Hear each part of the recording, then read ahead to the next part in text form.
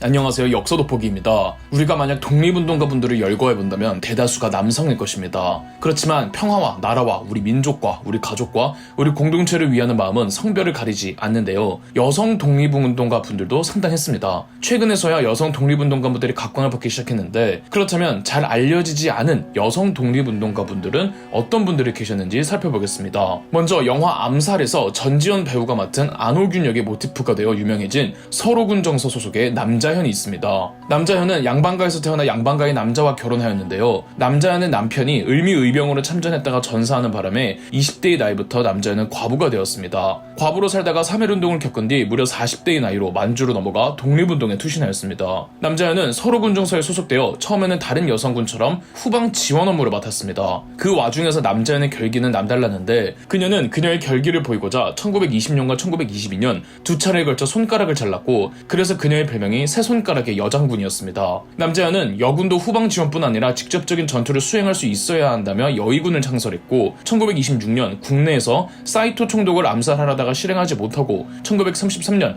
만주에 있던 일본의 괴뢰국 만주국의 일본 대사 무토 노부요시 암살에 나섭니다. 이맘때쯤 그녀는 손가락을 하나 더 자르고 대한여자독립원이라는 혈서를 씁니다. 거의 암살 직전까지 갔으나 밀정인 내부 고발로 인해 거사 직전 남자현은 체포되었고 9일 단식 만에 보석 추록했는데 단식의 후유증을 버티지 못하고 그대로 사망합니다. 남자현은 생전 얼마 되진 않지만 모아놓은 전 재산을 아들에게 남기면서 훗날 조선의 독립준비금으로 사용하라고 했고, 실제로 이 돈은 해방 후 김구와 이승만 대통령에게 전달되었습니다. 현재 남자현은 독립유공자 훈장 중 건국훈장 대통령장 2등급 공적이라는 여성 독립운동가 중에선 가장 높은 등급의 훈장을 받은 분이시랍니다. 다음은 우리나라 역사상 첫 공산당의 정당을 만든 사람입니다. 첫 공산당을 만들었다고 하면 당연히 남성을 떠오르시겠지만 여성이었습니다. 바로 김 알렉산드리아죠. 그녀의 풀네임은 김 알렉산드리아 페트르브나 스탄케비치. 이국적인 이름에서 알 수 있듯 김 알렉산드리아는 한국에서 태어나지 않았습니다. 김 알렉산드리아가 태어나기도 전 함경도 사람이시던 그녀의 부친이 러시아 블라디보스토크 남단의 한인촌으로 넘어왔고, 이때 김 알렉산드리아를 낳았습니다. 아버지를 잃은 나이의 여인 김 알렉산드라는 아버지의 러시아인 친구였던 표트르 스탄케비치에게 입양되어 그의 재정적 지원으로 블라디보스토크에서 10대 학창시절을 보냈고, 그의 아들과 혼인하여 스하에 2명의 아들을 두었습니다. 김 알렉산드라는 소학교의 교사로 생계를 유지하고 있었는데 우수한 외국어 실력 덕분에 통역관으로 발탁되어 우랄 지방에 파견되었습니다. 그곳에서 열악한 환경 속에서 제대로 된 임금도 받지 못한 한인 노동자들을 목격하고는 우수한 언어 실력을 바탕으로 심지어 중국인 노동자들까지 그들의 소송 문제를 직접 처리해 주었습니다.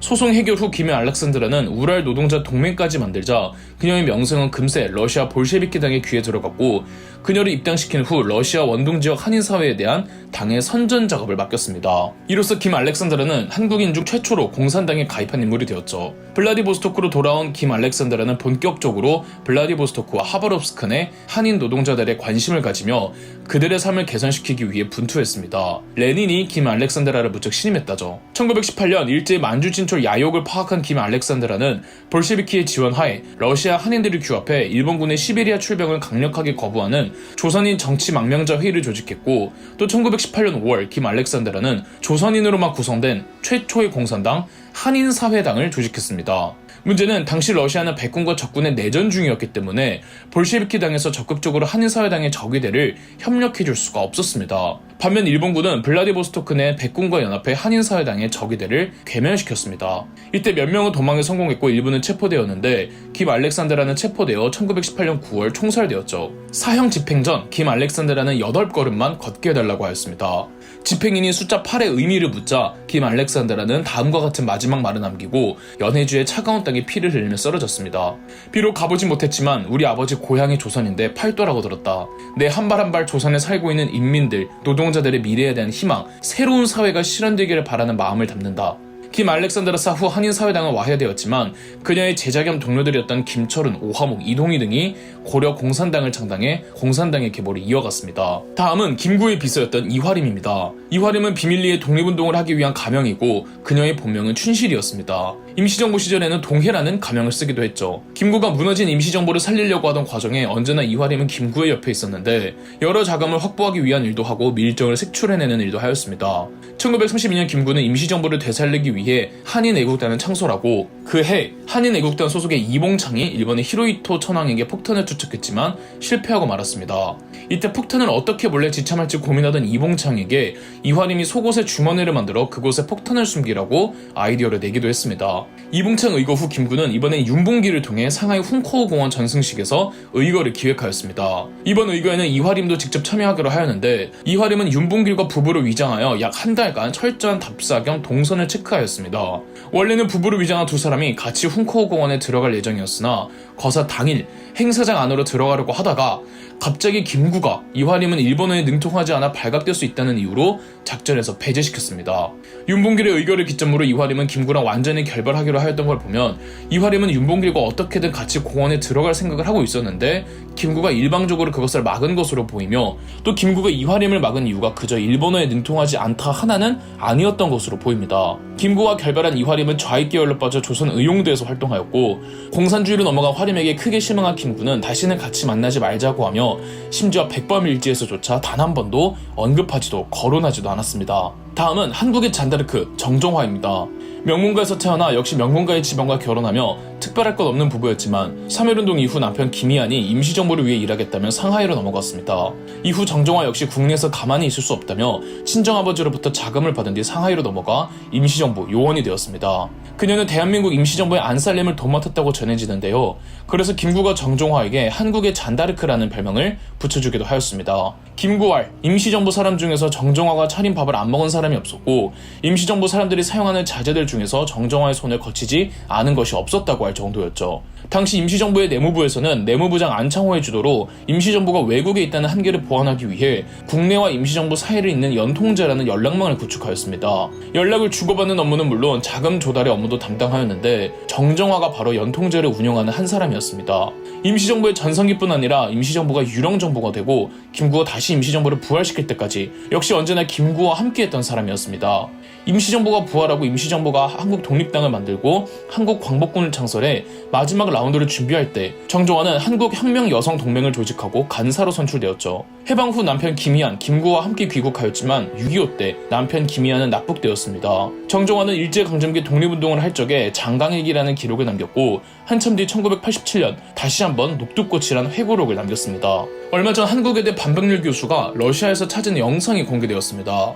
이 영상은 홍범도 장군과 최신동 장군 및 고려혁명군 인원들이 러시아의 지원을 받고자 원동민족혁명단체 대표회의에 참석한 현장인데 유독 눈에 띄는 한 여성 독립운동가가 화제가 되고 있습니다. 안광이란 말이 화제가 될 정도로 그녀의 눈빛이 예사롭지 않은데요. 그녀의 이름은 김원경, 남편 최창식과 함께 독립운동가 부부입니다. 남편 최창식은 일제강점기 초반부터 국외 독립운동기지 창설에 일조하였던 한 사람이었고 3.1운동 이후 임시정부에서 활동하였죠. 아내 김원경은 3.1운동에 직접적으로 참여한 한 사람이었고 상해에서 임시정부가 수립했을 때 임시정부 소속의 애국 부인회의 부회장이자 대한적십자회에서도 활동하였습니다. 최창식과 김원경은 독립운동을 하면서 만나 결혼하였고 두 부부는 공산주의 계열의 활동에도 참여하면서 영상처럼 모스크바에 가서 러시아의 지원을 호소하기도 하였습니다. 단 남편 최창식이 체포되어 서대문 형무소에서 옥고를 치른 뒤 출소하자 고문의 후유증으로 두 부부는 더 이상 독립운동을 할 수가 없었으며 김원경은 상해에서 남편 병간호와 미용실을 운영하며 생계를 유지했습니다. 우선 여성 독립운동가를 이야기할 때 빠뜨릴 수 없는 단체가 있습니다. 바로 대한민국 애국부인회인데요.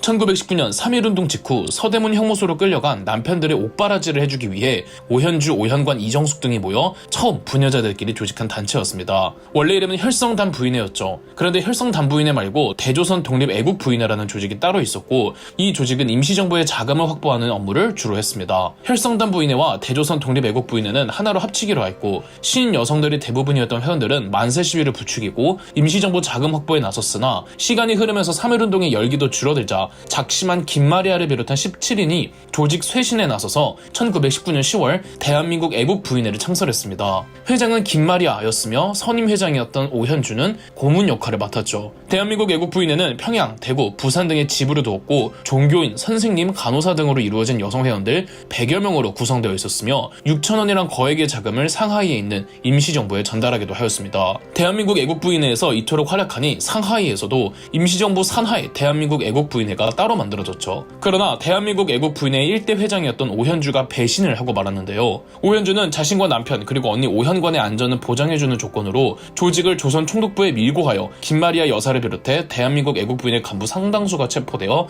끔찍한 고문을 당했습니다. 이게 대한민국 애국부인회 사건입니다. 상하이에 있던 임시정부의 산하조직이었던 대한민국 애국부인회도 임시정부의 철학과 함께 유명무실해졌는데 훗날 임시정부가 충칭에 자리잡고 재건되면서 일부에서 소개해드린 한국의 잔다르크, 정정화의 주도로 대한민국 애국부인회의 재건을 도모했습니다. 한편 대한민국 애국부인회 사건으로 모진 고문을 치른 김마리아는 출소 후 세브란스 병원에서 치료를 받고 국내에선 더 이상의 독립운동이 힘들다고 판단해 상하이로 넘어갔습니다. 김마리아는 대한민국 임시의정원의 대의원, 쉽게 말해 임시국회의원 중 한 명이었고 1923년 임시정부의 미래를 결정짓는 국민대표회의에서도 부인회 회장 자격으로 참가해 개조파의 일원이었습니다. 다만 임시정부가 결국은 쇠락하자 김마리아는 미국으로 건너가 한동안은 공부에 전념하였는데 여전히 독립운동의 필요성을 느끼고 1928년 미국 여성 유학생들끼리 근화회를 조직하였습니다. 1932년 식민지 조선으로 돌아와 독립운동 및 민족운동에 기여하였으나 해방을 보지 못하고 돌아가셨습니다. 김마리아를 이야기할 때 항상 거론되는 분이 황해스터입니다. 황해스터는 일본 유학 시절 김마리아와 친해졌고 3.1운동의 직접적인 계기가 되었던 동경내 28 독립선언의 주도적인 학생들이었습니다. 또 김마리아 등 친구들과 함께 3.1운동 만세 시위에도 적극적으로 참여하였죠. 김마리아가 대한민국 애국부인회 회장이 되었을 때 황해스터는 대한민국 애국부인회 총무였습니다. 대한민국 애국부인회 사건 때 같이 끌려가 모진 고문을 받았고 출소 한동안은 국내에서 공부에 매진하다가 미국으로 넘어가 김마리아와 근화회 조직에 동참했습니다. 황해스터는 김마리아보다 먼저 식민지 조선으로 귀국하여 여성운동 및 농촌 계몽운동에 힘썼습니다. 황해스터는 훗날 한국전쟁 때도 고아와 미망인들을 관리해주는 일에 힘썼답니다. 다음 소개해드릴 여성 독립운동가는 최초의 여성 파일럿 권기옥입니다. 권기옥은 3.1운동 당시 평양에서 만세 시위에 참가하였으며 대한민국 임시정부가 들어서고는 상하이로 가서 임시정부에 공채를 판매하고 군자금을 확보하는 일을 하였습니다. 권기옥은 임시정부 임시의정원의 의장 손정도 목사의 집에 머무르면서 무슨 이유에서인지 비행사가 되고 싶다고 어필하였고 여러 사람들이 도와 1924년 임시정부의 추천으로 윈난 육군 강무학교 항공군사학부에 입학하였습니다. 한 번에 입학한 것은 아니고 여러 항공학교에 지원서를 제출했는데 여자라는 이유로 번번이 거절당하였다고 합니다. 항공학교에 들어간 권기옥은 특출난 재능을 보였고 1925년 비행사 자격증을 땄고 중국 군발의 공군에 들어가며 한국 최초의 여성 비행사가 되었습니다. 1927년부터는 상하이에 있던 장제스의 중화민국 공군 소속에서 최용덕과 친해지게 되는데요. 아시겠지만 이 최용덕 장군이 해방 후 현 대한민국 공군을 창설한 사람입니다. 1932년 일제가 중국 상하이로 침략한 전투에서 권기옥이 출동하여 공중전에 참전하기도 하였죠. 임시정부가 부활하고는 임시정부 군무부 소속으로 권기옥은 최영덕과 함께 훗날 해방이 되면 창설할 대한민국 공군에 대해 깊이 고민하였다고 합니다. 해방 후 최영덕 장군은 대한민국의 초대 국방부 차관이 되었고 권기옥은 국회 국방위 전문위원이 되어 육군 소속이었던 공군이 육군으로부터 독립하는데 각자의 자리에서 크게 기여했습니다. 일제강점기 여성 파일럿 하면 권기옥이 가장 유명하지만 잘 알려지지 않은 여성 파일럿으로 박경원이 있습니다. 박경원은 원래 간호사였는데요. 임시정부에서 활동한 권기옥과는 달리 박경원은 일본의 항공학교로 입학해 파일럿이 되었고 권기옥과 박경원 중에 누가 최초의 여성 파일럿인가에 대한 논란이 있어왔지만 권기옥이 최초의 여성 파일럿이라는 것이 중론입니다. 박경원의 비행기 이름은 푸른제비라는 뜻의 청윤이었고 비행기에는 일장기가 그려져 있었습니다. 만주국 개국 1주년 행사를 기념하기 위해 하네다 공항을 출발해 도쿄에서 서울과 평양을 거쳐 만주까지 가는 비행에서 사고사로 사망하고 말았습니다. 권기옥과 달리 박경원은 독립운동에 이바지하지 않은 민간 여성 파일럿이었는데요. 오히려 친일적인 모습까지 있었으니 큰 의의는 인정받지 못하고 있습니다. 또 다른 여성 독립운동가분들을 보면 유관순의 친구였던 권혜래가 있습니다. 권혜라는 개성에서 3.1운동 만세 시위에 참가하다가 체포되어 서대문 형무소에 수감됐는데 유관순과 같은 방이었습니다. 권혜라는 신식교육을 받은 여성이었기에 출소 후 민족 계몽운동에 활발하게 참가하였으며 국내에서는 일제의 탄압 때문에 독립운동이 힘들어지자 상하이로 넘어갑니다. 권혜라는 고려공산청년회에 가입하여 고려공산당 계열과 함께하였으며 모스크바에 가서 러시아의 지원을 호소하기 위해 원동민족혁명단체 대표회의에 참석하기도 하였습니다. 얼마 전 한국외대 반백률 교수가 러시아에서 찾은 당시 현장의 영상이 공개되었는데 홍범도, 최진동 장군과 함께 안광으로 유명한 김원경 그리고 권혜라의 모습도 볼 수가 있습니다. 권혜라는 의열단의 단원이었던 김시현과 결혼하여 더 적극적인 독립운동에 가담하다가 만주 지역 내에서 체포되어 옥고를 치르는 중 일제가 패망하고 출소하였습니다. 권혜라는 해방 후에도 남편 김시현과 함께 주로 야당에서 정치 활동을 이어나갔습니다. 권혜라가 서대문 형무소에서 유관순과 같이 쓰던 방에서 또 한 명의 수감자 중 눈에 띄는 분이 있었는데 바로 당시 기생이었던 김향화였습니다. 영화 항거에서 김세벽 배우님이 연기한 김향화는 수원의 기생이었는데 3.1운동이 터지자 수원 지역 기생들을 부추겨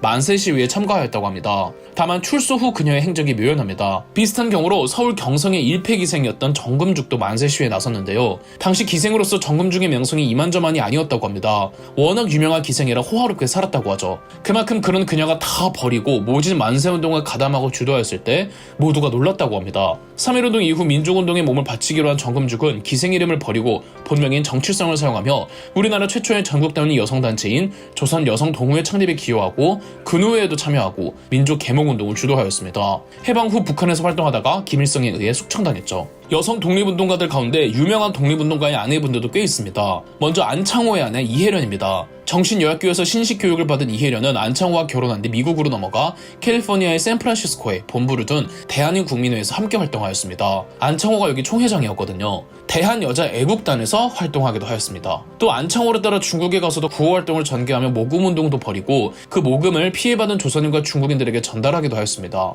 또 신채호의 아내 박자혜가 있습니다. 박자혜는 신채호의 재혼한 아내인데요. 박자혜는 대한제국의 나인이었다가 일제강점기가 되면서 궁궐에서 쫓겨난 후 숙명여학교에서 신식교육을 받았습니다. 그리고는 조산사로 일하는데 3.1운동 당시 같이 일하던 간호사들과 함께 동맹파업을 하면서 만세 시위에 참여하였습니다. 당연히 일하던 곳에서 잘린 박자혜는 만주로 넘어갔고 다시 베이징으로 가서 의대를 다니던 중 신채호와 만나 결혼하였습니다. 하지만 워낙 신채호가 과격파 돌격형이다 보니 신혼이나 결혼 생활을 즐길 수도 없었고 박자혜 혼자 아이를 데리고 귀국하여 조산사로 일하였으나 그렇게 일을 하면서 신채호와 개인적으로 친분이 있던 의열단 단원들이 국내에서 활동할 수 있도록 비밀리에 도와주었습니다. 이렇게 여성 독립운동가분들을 소개해드렸는데 모두가 다 아시다시피 제가 소개해드린 여성 독립운동가분들은 극히 일부분입니다. 제가 알지 못한 분들까지 다 합한다면 훨씬 많겠죠. 그렇지만 그분들 상당수가 역사의 먼지 속에 숨겨져 있고 제대로 각광을 받지 못하셨는데요. 현재까지 인정된 독립유공자 17,748명 중에서 여성의 수는 겨우 640명이라고 합니다. 최근 컨텐츠가 다양해진 시대에 여성 독립운동가분들을 조명하는 컨텐츠들이 더 많이 나왔으면 하는 바람이네요. 그럼 역사돋보기였습니다. 저희 역사돋보기가 멤버십 가입을 시작했습니다. 멤버십 가입을 해주신 분들 덕분에 영상 제작에 큰 도움이 되고 있습니다. 감사합니다. 영상 재미있으셨다면 구독과 좋아요, 알림 설정까지 해주시면 감사드리겠습니다.